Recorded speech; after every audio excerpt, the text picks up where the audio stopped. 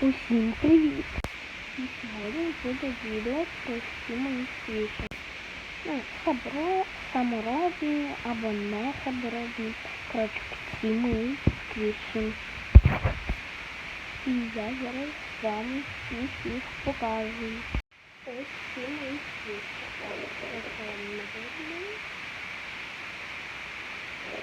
Там тут один свічі.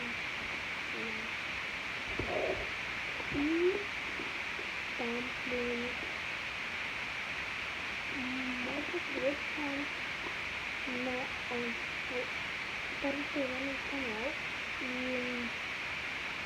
подивитися поза цим відео з дамплінгом. Щоб ви могли подивитися відео і у коментарі подивитися, де ми його купили. Це вам подивитися, не можна подивитися. І там не подивитися. Він легендарний.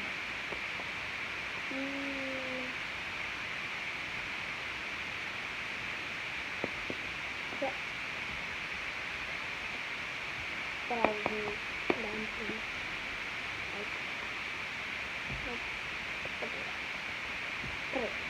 Ходимо на дамплінги. Всіх свій. Давайте почнемо з хліба. Я його вчора зробила.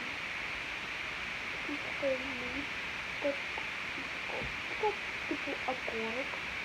Ну, я вже його знаю, що я його буду приклеїти. Ось цей ватротик там є, ось цей чорний.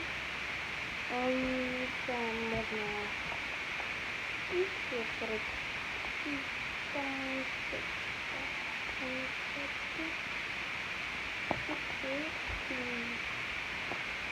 має бути дорогий час. Я дуже говорю. Ось такий хліб. Ось обратно будемо ставити. Там зависить. Скільки часу. Ну, окей. Ось там така бомба. Там буде смачно пахне. Коли. Ну, это не знаю, что это. Это приготовить. Пока, буду прилетать.